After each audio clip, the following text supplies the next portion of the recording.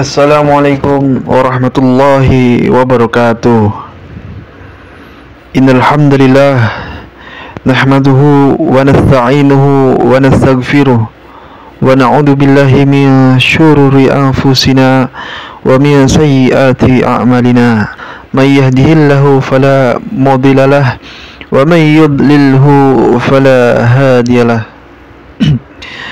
Asyhadu an la ilaha illallah wa asyhadu anna Muhammadan abduhu wa rasuluh. Faqad qala Allah ta'ala fi kitabihil karim ba'da a'udzu billahi minasy syaithanir rajim. Bismillahirrahmanirrahim. Inna a'tainakal kautsar fashalli li rabbika wanhar inna syani'aka huwal abtar. Wa qala nabiyuna sallallahu alaihi wasallam fil hadits bunyal islamu ala khamsin syahadati an la ilaha illallah wa anna muhammadar rasulullah wa iqamis shalah wa ita'iz zakah wa hajjil baiti wa shaumi ramadan.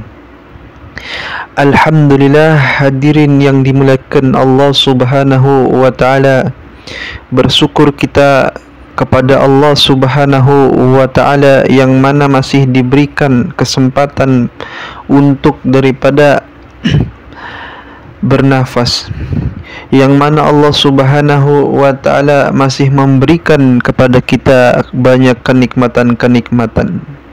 Hadirin yang dimuliakan Allah Subhanahu wa ta'ala, sebelum saya menyampaikan daripada pembicaraan yang sangat penting, yakni pembicaraan tentang agama, maka alangkah baiknya ketika jenengan-jenengan atau antum-antum semua mendukung daripada dakwah media kami dengan komentar, kritik dan saran. Kalian adalah obat penyembuh bagi al-fakir. Kemudian banyak sekali sekarang pada akhir zaman ulama menyampaikan bahwasanya media adalah ladang amal kita. Ketika seseorang menggunakan medianya dengan kebaikan-kebaikan, maka akan menjadi daripada amal jariyah, akan menjadi daripada amal-amal kebaikan kita. Ketika manusia mati, maka semua amalnya akan terputus kecuali 3. Yang pertama, ilmu yang bermanfaat.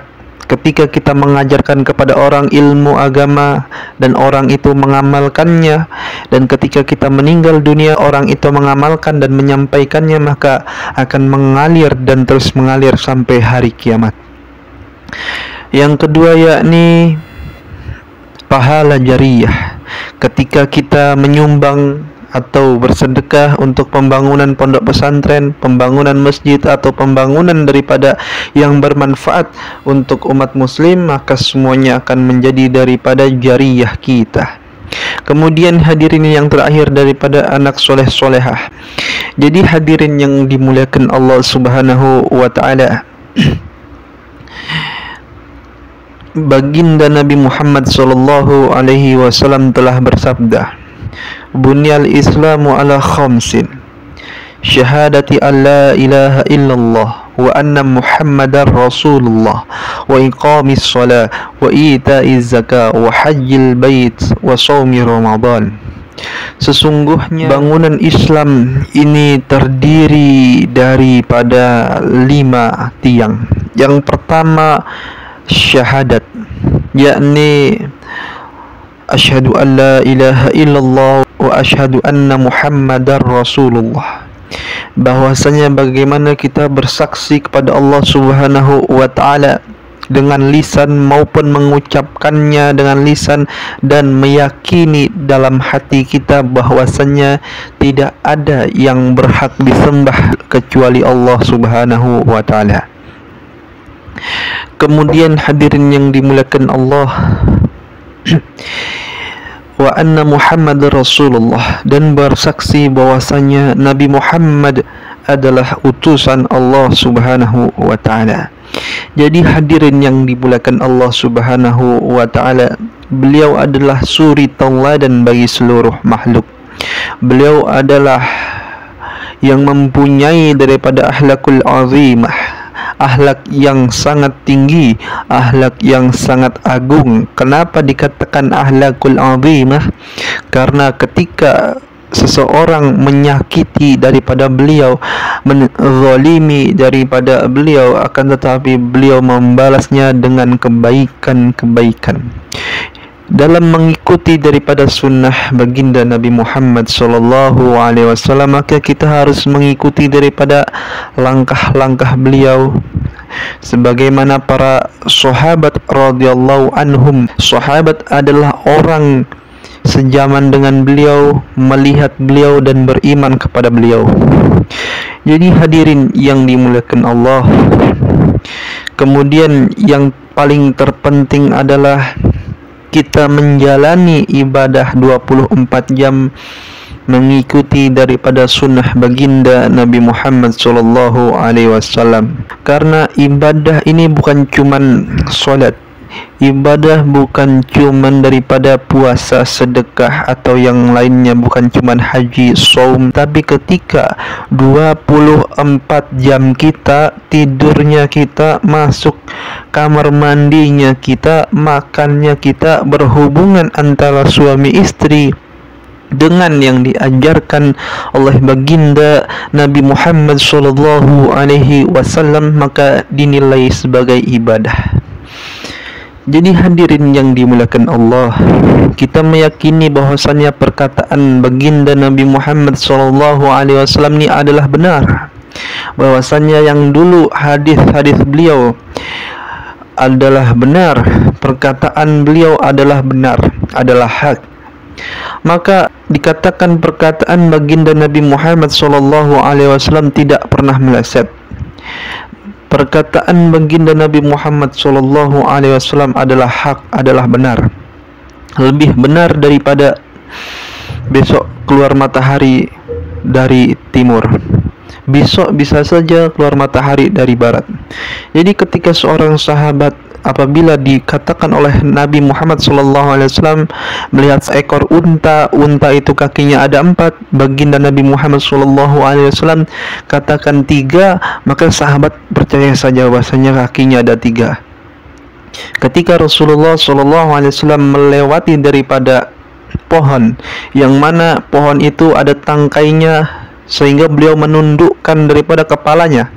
Kemudian sahabat pun mengikuti daripada menundukkan kepalanya. Kemudian setelah beliau wafat, setelah baginda Nabi Muhammad SAW wafat, kemudian tangkai pohonnya sudah tidak ada. Akan tetapi sahabat radhiyallahu anhum, mereka masih daripada menundukkan kepalanya karena kecintaan mereka terhadap baginda Nabi Muhammad sallallahu alaihi wasallam.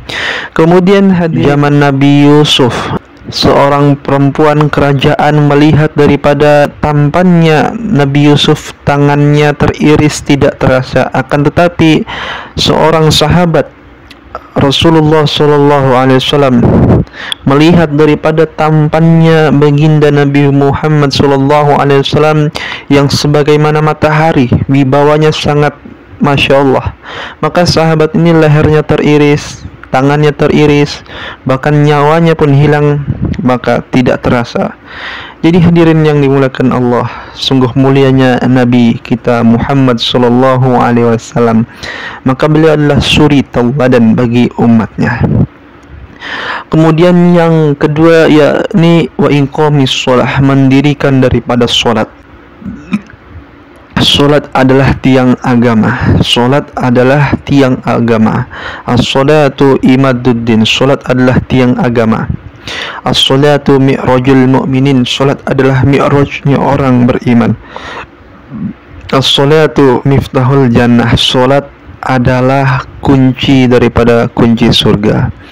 Jadi hadirin yang dimuliakan Allah, maka bagaimana kita memperbaiki bacaan salat dan secara batin serta zahirnya solat, kemudian memperbaiki daripada wudhu kita, mulai daripada istinja. Ketika ada satu tetes saja celana kita atau baju kita atau kain sarung kita atau apa saja yang berhubungan dengan sholat terkena daripada satu tetes air daripada air yang najis, maka sholat kita bisa tidak diterima. Jadi hadirin yang dimuliakan Allah, bagaimana kita memperbaiki bacaan-bacaan sholat, bacaan Al-Fatihah. Kemudian hadirin yang dimuliakan Allah, wa itaiz zakah, menunaikan daripada zakat. Terkadang ada namanya zakat fitrah yang mana wajib setiap tahun kita keluarkan. Ada namanya zakat zuru yang mana zakat kita memiliki daripada hasil panen kita. Kemudian ada zakat mal. Ada juga zakat malnis, bagaimana dhahab wal fiddah, emas dan perak, yang mana ketika sudah banyak, sudah mencapai daripada nisabnya, maka harus kita keluarkan. Maka ketika kita tidak tahu, bertanya kepada ulama-ulama sekitar kita. Kemudian hadirin yang dimuliakan Allah Subhanahu wa taala, wa iqamis sholati izaka wa hajjil bait, dan berhaji ke Baitullah bagi orang yang mampu. Maka sekarang ini banyak sekali orang yang sudah mampu, maka cepat-cepatlah berhaji. Maka ketika kita pura-pura tidak mampu, maka nanti akan dituntut di hadapan Allah Subhanahu wa taala. Harta kita akan menjadi daripada api neraka. Kemudian hadirin yang dimuliakan Allah, yang terakhir yakni wasaumi Ramadan, dan berpuasa pada bulan Ramadan. Maka banyak sekali orang yang menyepelekan puasa pada bulan Ramadan. Ini termasuk kebatilan, kezaliman ketika bulan Ramadan orang ini masih makan dan minum secara terang-terangan, tidak malu bahwasanya itu adalah rukun Islam, yakni melanggar rukun Islam yang paling penting. Maka sekarang orang merasa bangga. Maka hadirin yang dimuliakan Allah Subhanahu wa taala, puasa yakni singkatan dari puas akan dosa. Ketika pada bulan puasa, Masya Allah, banyak sekali amalan-amalan. Maka semoga Allah Subhanahu wa taala menyampaikan umur kita ke bulan Ramadan yang akan datang. Mungkin itu saja hadirin, mungkin nanti terlalu panjang, Masya Allah.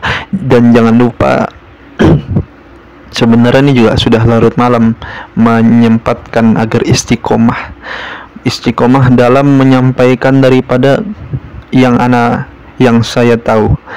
Karena ketika kita tahu tidak disampaikan, Masya Allah. Kemudian doakan kepada anak Al-Fakir agar bisa mengamalkan apa yang disampaikan. Kita tutup dengan doa kafaratul majlis. Subhanakallahumma wa bihamdika asyhadu an la ilaha illa anta astaghfiruka wa atubu ilaik. Assalamualaikum warahmatullahi wabarakatuh.